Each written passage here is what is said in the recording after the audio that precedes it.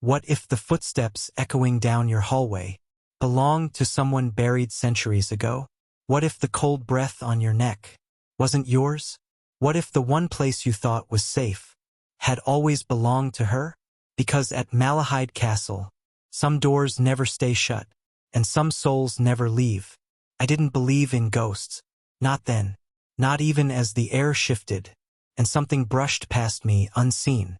I thought it was just a draft, an old castle breathing. But when I turned around, the corridor behind me had gone quiet. Too quiet, like it was holding its breath. And in that breathless stillness, I heard it. A woman weeping, not loud, but low, heavy, as if her sorrow had soaked into the stone walls. My name is Caliburn. I'm a restoration historian, specializing in medieval European estates. When I was hired to catalog the artifacts of Malahide Castle, I thought it'd be another quiet commission. Dusty tomes, worn textiles, nothing unusual. But from the first night, something felt off. The windows were shut, but the curtains moved. The portraits, eyes that followed, or maybe just memories peering back. And the library? I never stepped inside without lights on, no matter the time of day. I told myself I was just tired, jet-lagged, imaginative. But deep down, I knew something was watching me. The caretaker, old Mr. Tiernan, warned me when I arrived. If you hear the crying at night, he said, don't go looking for her. I laughed, nervous, polite, dismissive. He didn't smile back. There's a reason the east wing stays locked after dusk. I chalked it up to superstition, castle lore, local flavor. But then, the second night, the crying came again. Closer. I traced it to a staircase that didn't appear on my blueprint. Curved down, tight and narrow, as if the castle was swallowing me whole. My flashlight flickered, then dimmed. At the base, a door, stone, carved with strange initials, A.T. When I touched the handle, and then, a whisper, he's still waiting. I stepped back, heart pounding. The voice wasn't in my ears. It was in my head. That night I didn't sleep. Couldn't. Because the crying never stopped. The next morning, I confronted Mr. Tiernan. I demanded answers. He looked away, ashamed, afraid. You should have never gone down there, he muttered. She's awake now. I asked him who she was. His hands shook. Her name was Honora Talbot, and she died waiting for a man who betrayed her. Then he said something I'll never forget. She's been weeping ever since, and sometimes she still walks the halls, wearing the same gown she was buried in. My blood turned cold, because on the staircase wall, just above that door, I had seen it too, a smear of gray silk, and the faint scent of lilac and rot. The castle is ancient. Its walls have secrets, but the worst ones? They're the ones still whispering. And as the crying grows louder each night, I can't help but wonder what really happened to Honora Talbot. And why won't she let me leave? What would you do if the woman in the painting started aging, but only when you looked away? What if her eyes once smiled, but now they weep blood? What if you realized the portrait wasn't capturing her soul, but trapping it? At Malahide Castle, the past doesn't stay painted. I stopped sleeping altogether. Every time I closed my eyes, I heard her. The crying had changed. No longer soft, no longer distant. It sounded like she was right outside my door, waiting. I started to document everything. Audio logs, notes, sketches. But nothing prepared me for what I saw on the fourth morning. I was reviewing the East Gallery, a section I hadn't dared visit alone before. Tall ceilings, thick velvet curtains, and a row of portraits coated in centuries of dust. But one caught my eye. She was beautiful, younger than I expected, barely 20, hair pinned high, necklace of black pearls, a silver ring just barely visible on her gloved hand. The plaque read, Lady Honora Talbot, 1612. But that's not what stopped me cold. It was her expression. Not regal, not distant, terrified, eyes wide, as if she were staring into something that shouldn't exist. And then, I noticed the edge of the canvas. A crimson smear. Thin but fresh. It hadn't been there seconds ago. I stepped back. But the smell hit me. Iron and lilies. Blood and funeral flowers. I called Mr. Tiernan. Asked who last restored the painting. His voice dropped. That one's never been touched. Not in 300 years. I sent him a photo. He didn't reply. But 2 hours later, he showed up at my door, pale and shaking. He wouldn't go near the gallery. That's how it always starts, he whispered. She marks you. Through the frame. I asked him, why me? His reply, because you looked at her and didn't look away. I dug through the archive room. Brittle papers. Unmarked journals. But one was bound in red leather, tucked behind the false back of a cabinet. Inside, pages of slanted ink, dated 1611, written by a man named Silas Wren, painter. His first entry chilled me. Anora sits by the window now, every evening, waiting for a lover who will never come. She asked me to paint her so he'd remember. But each day her smile fades. Another page weeks later. She weeps at night, says she hears him in the walls, says he promised he'd never leave her. But the blood on her wedding dress tells another story. I stopped reading. My heart was pounding. Her wedding dress, that wasn't mentioned in the castle records. Not once. I returned to the gallery. I had to see it again. But this time, the painting had changed. Her hands had moved. Before, they were folded in her lap.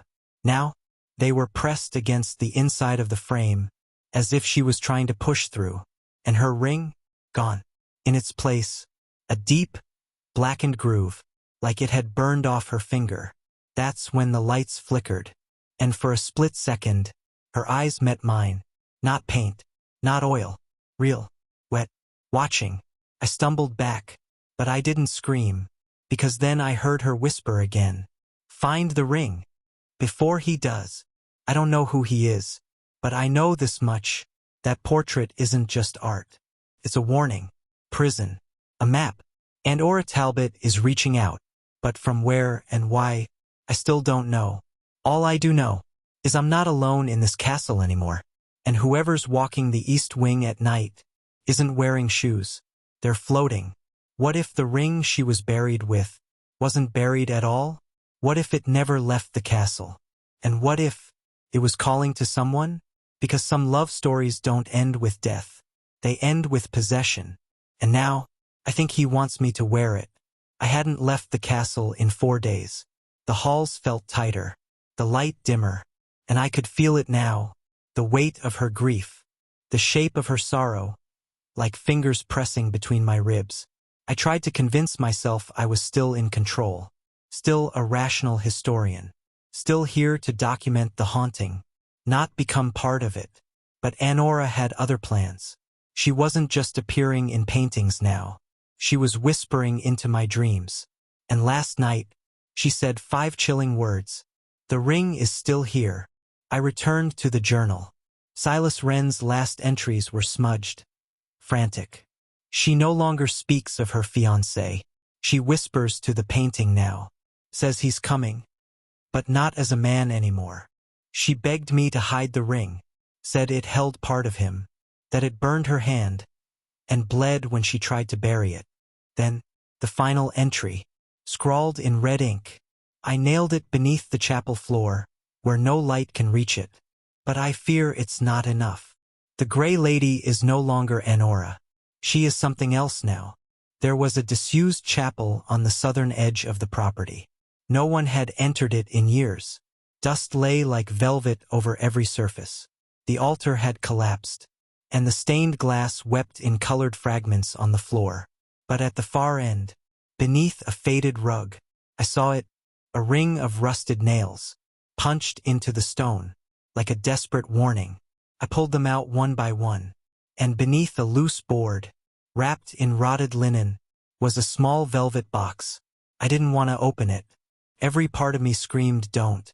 But I did. Inside was the ring. It wasn't gold. It wasn't silver. It was blackened, twisted, almost scorched. A red stone sat at its center. But it pulsed, like something still lived inside it. The moment I touched it, the chapel dropped 10 degrees, and the whisper returned, clearer now. He wants it back. I brought the ring back to my room. Not smart, but I needed to study it. I needed answers. That night, I set it beside my journal and fell asleep to the sound of rain, or what I thought was rain, until I opened my eyes and saw footprints, wet, muddy, inside my room. They trailed from the doorway to the edge of my bed and then back to the wall. But here's the part that nearly broke me. The wall was dry, solid, except for one thing. On the stone, drawn in black ash, was the outline of a hand, smaller than mine, delicate, female. I don't know how much longer I can do this. Every hour something new unravels. I see flashes now, not dreams, memories, not mine, hers. A man in a velvet coat, kneeling, promising forever, then betrayal, a fire, screaming, and the sound of fabric tearing in the dark. I tried to throw the ring out the window, but it landed back on the floor behind me before I even turned around. It's hers now, or his, or theirs. And tonight, I saw her, not in a painting, not in a dream, but standing in the corridor, just beyond the library arch. Her face wasn't finished. I want to believe I can leave, pack up, walk away, but the truth is, the ring binds me now, just like it bound her, just like it changed her. And if I don't find out who she became, I think I'll become her. What if the man she loved was never who he said he was? What if the castle didn't just witness their love, but twisted it? And what if the one secret Anora kept hidden was the reason she died? Because some betrayals don't end in heartbreak. They end in haunting. I stopped writing things down. It didn't matter anymore. No one would believe it. The ring hadn't left my bedside. It wouldn't. Every time I tried to hide it, something in the castle moved. Doors I never opened creaked open on their own. Candles I didn't light flickered at night. And now the crying wasn't just from the east wing. It was behind every wall. It was in the floorboards, in the pipes, in me. Last night, I heard a voice whisper a name I had never spoken aloud. Rowan. The name lingered like smoke. And deep in my chest, I knew it. Rowan was the man she loved. And Rowan was the reason she died. I returned to the red leather journal. Silas Wren's entries shifted in tone as Anora grew darker. She refuses to eat now. She says he's cursed. Says Rowan touched something in the woods. Something no man should have touched. She dreams of a man with no face. Says it's him. But also not him. Then another page. A confession half torn. I found her in the chapel. She was burying something in the floor. A ring and something else. A lock of his hair, tied in twine. She said he wasn't dead, but buried anyway. And finally, she lied to them all. They think she was grieving, but she was hiding what he became. Mr. Tiernan wouldn't speak to me anymore, wouldn't return my calls. But I found something he didn't want me to see. A blueprint, hidden in a locked drawer of the curator's desk, dated 1796, and scribbled in ink across the bottom corner. Chapel tomb sealed by order. Do not disturb. I returned to the chapel, ring in pocket. Behind the crumbling altar, beneath a rotted slab of wood, was a small iron loop embedded in the stone. Took me hours to pry it open. What I found underneath shouldn't have been there. The stairs were steep, swallowed in shadow, the air thick with the scent of mold, and something else. Not rot, not decay, and blood. I covered my mouth and descended slowly. The chamber at the bottom was circular. Stone walls lined with ancient carvings. Symbols I didn't recognize. In the center, a stone casket, chained shut. Yes, chained. And on top of it, pressed into the dust like a warning, a handprint, small, feminine. It was hers. I stared at the casket, heart slamming in my chest. My flashlight flickered again. And then, the chains moved. Not much, just an inch, but enough. And I heard the whisper again. this time not from the castle walls, but from inside my head. He was buried alive, and I was the one who did it. Honora's voice, clearer than ever. She wasn't mourning her lover, she was punishing him. Something came over me. My body froze, but my mind, it slipped sideways. Suddenly I could see it all. Honora, standing over Rowan, his eyes wide with betrayal. He wasn't human anymore. His hands, twisted, blackened. You promised, she cried. You said the forest only took the weak. You said you loved me. He tried to speak, but his voice cracked like bone. You can't bury what you've become, she said. And then, she sealed the tomb, stone by stone, whispering the old words, words she should never have learned. When I snapped out of it, my hands were bleeding. I had scratched symbols into the dirt, ones I'd never seen before, ones Honora knew. And the ring? It was glowing, not bright, but pulsing, like a heartbeat. I stumbled back up the stairs, but as I reached the top, I heard something move below me, not footsteps, chains, dragging. I thought Honora was the one haunting this place, but I was wrong. She was trying to protect us, because what she buried was never meant to rise. And now that I've opened the tomb, I think Rowan's waking up. What if the man buried beneath the chapel was never dead? What if the thing clawing at the chains in the dark still remembers your face? And what if the only way to stop him was to finish what she started? At Malahide Castle, some love stories don't end with goodbye. They end with resurrection. I didn't speak for an entire day. Couldn't. Every word felt wrong. Like my throat wasn't mine anymore. I kept seeing him. Not in full, never clearly, but in pieces. Eyes too dark for any living man. A voice that didn't echo when it spoke. And hands. Oh God, those hands. Twisted, long, wrong. I stayed locked in my room. But the castle didn't care. The walls trembled. Not from wind. Not from weather. But from him. I didn't fall asleep. I slipped into something deeper. A memory not my own, but too vivid, too sharp to deny. Honora stood in a corridor lit by dying candlelight. She held something in her hand. The ring. But it was different. It was glowing, burning red. Rowan was behind her, but not walking. Floating. His feet inches above the floor. His face a cracked. Not from age, but from something inside trying to escape. You said you loved me, she whispered. And Rowan, he smiled. Not lovingly, not sadly, but hungrily. I woke gasping, covered in sweat, and I knew what I had to do. There was a place she'd shown me, a hallway covered in red tapestries, stitched with gold thread. One of the images always unsettled me. A woman kneeling before a tree, bleeding from her palms, surrounded by a ring of crows. I never realized it before, but her face wasn't woven. It was painted on. And as I touched the edge of the tapestry, a breeze hit my face. Behind it, a hollow, a hidden room. No door handle, just a narrow push in the stone. The air inside was thick, still, like it hadn't been touched in centuries. But the moment I stepped through, the ring on my finger heated, burned. The walls were covered in symbols. Old ones, Celtic, twisted versions of protection runes, reversed.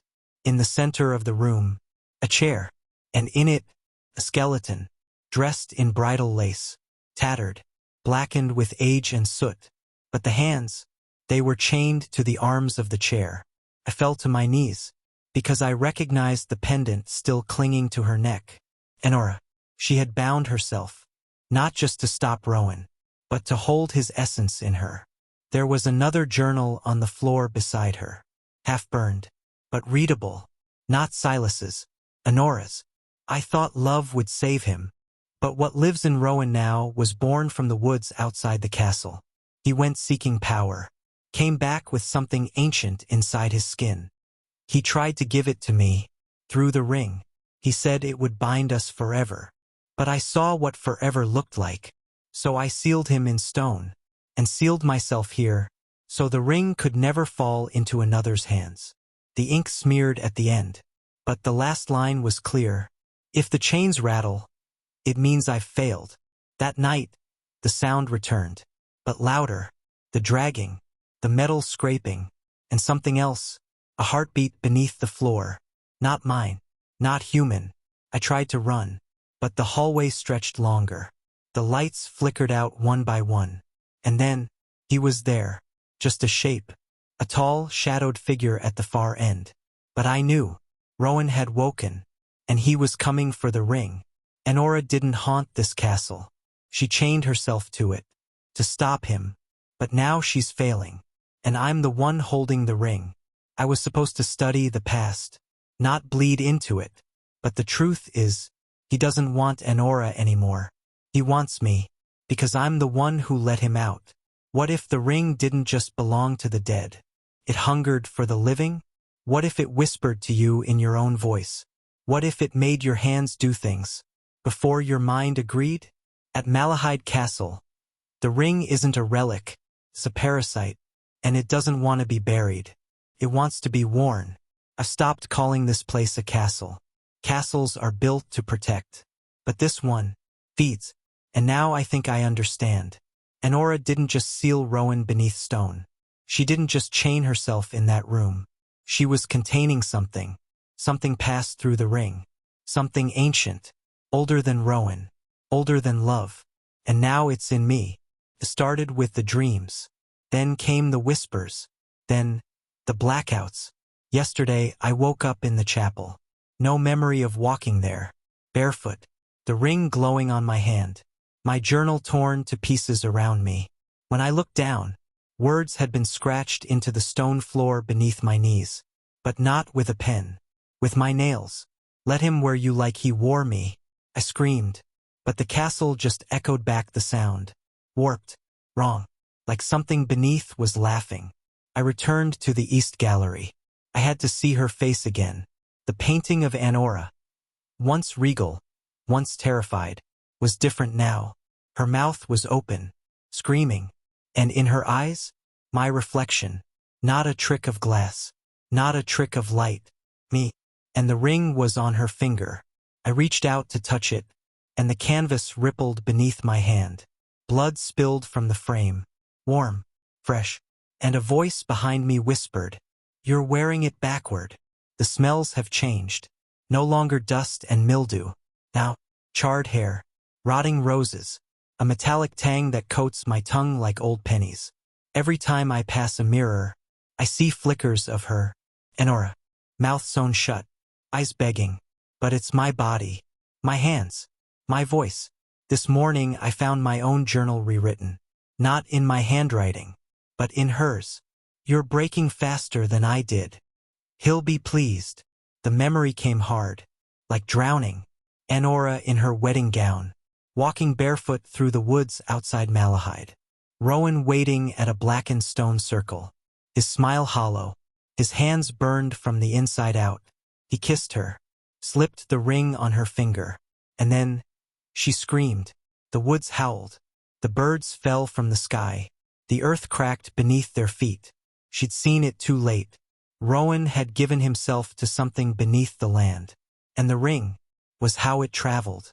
I returned to the hidden chamber beneath the chapel. The chair where Anora had bound herself. Now empty. The chains, unclasped. Hanging open like arms waiting to welcome me. A symbol had been carved into the wall since my last visit. A circle with a slash. And in its center, the ring. The message was clear. This wasn't a haunting. It was a ritual. One left unfinished. The ring doesn't want memory. It wants flesh. And the castle wants a body to house it. That night I heard his voice. Not a whisper now. Command. Put it on the right hand. Let me in. I pressed the ring to the floor. Smashed it with a hammer. Once. Twice. On the third strike, the lights went out. When they flickered back, I was holding the ring again. Unbroken. Warm. And now whispering my name. Not Kala, but Anora. I look in the mirror and see someone else. My voice has started to change. Softer. Laced with an accent I never had. I remember things that aren't mine. The scent of Rowan's coat. the taste of mulled wine on their wedding night. And worst of all, I'm beginning to forget my parents' names. My apartment. My life before Malahide. The ring isn't just possessing me. It's rewriting me. I know what the final part of the ritual is. Rowan doesn't want to rise. Not really. He wants to wear me, live through me, finish what he started with Anora, but with a body that won't fight. Unless I stop him. Now. But to do that, I'll have to go back into the tomb. Where he's waiting. Where she buried him. Where the ring first woke. And this time, it wants blood.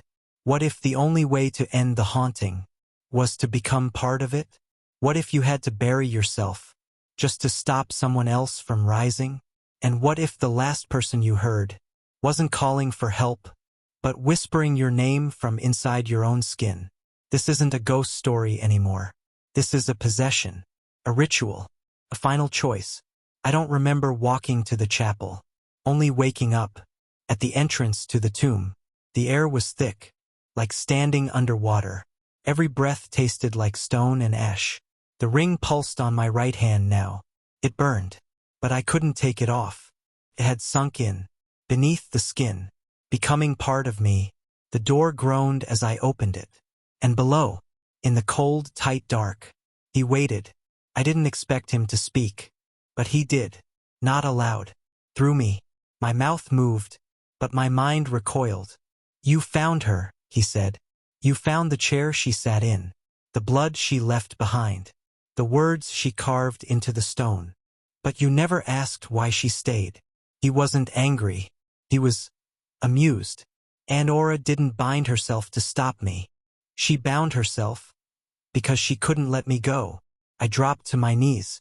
The casket, the one she had sealed so tightly, was open. The room wasn't empty. The chains that once held the coffin shut now dangled loose. Blood trailed in perfect arcs across the floor. Symbols pulsed, dim red, etched in flame beneath the stone. In the center of the tomb stood Anora, but her face was cracked like porcelain. And behind her eyes was something darker. Not love, not grief, but hunger. She stepped forward. Finish it. Rowan's voice returned. But this time, from behind me, I turned. He wasn't a shadow now. He had a form, tall, elegant, but his flesh shimmered like smoke over bone. And his smile, it wasn't meant for me. It was meant for her. You brought her back, he said. You made the final step, the last breath, the last memory. I shook my head. I didn't, but I had. Every time I followed the visions, every time I listened, every time I wore the ring, I gave them a path. Anora spoke. I didn't bury him to protect the world. I buried him because I couldn't bear to watch him rot. I loved him more than I feared him. And now I saw it. She hadn't been trying to stop him from returning. She had been waiting for someone stronger than her, to finish what she couldn't, to break the tie, to sever the bond, to destroy him. The ring on my hand grew white-hot. My skin blistered, split, and underneath, bone. Not mine. His. Rowan reached out.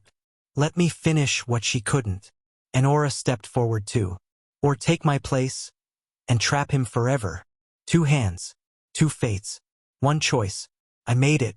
Not for me, not for her, but for everyone who might come after. I turned, not toward Rowan, not toward the exit, but toward the broken chains on the floor. I picked them up, wrapped them around my wrists, sat in the chair where Anora once bled, and whispered the words I had never been taught, but somehow knew. The ring flared, sank into my palm, and then, silence. I don't know how long I sat there. The chains locked, the ritual sealed. I felt quiet, not dead, not alive, held. And somewhere far above me, the crying stopped, the footsteps faded, and for the first time in centuries, Malahide Castle breathed. They found me days later, eyes open, breathing, but I didn't speak. Not for a while, not until I knew it had worked. The portraits stopped changing. The chapel door wouldn't open anymore, and the ring, gone. But sometimes, on cold nights, I feel it twitch beneath my skin. like it remembers, like it's waiting. Because the truth is, I didn't stop the curse. I just took her place. Do you think this was a ghost? Or something worse? Comment below. Subscribe for more terrifying true stories from the shadows of the Veil of Secret.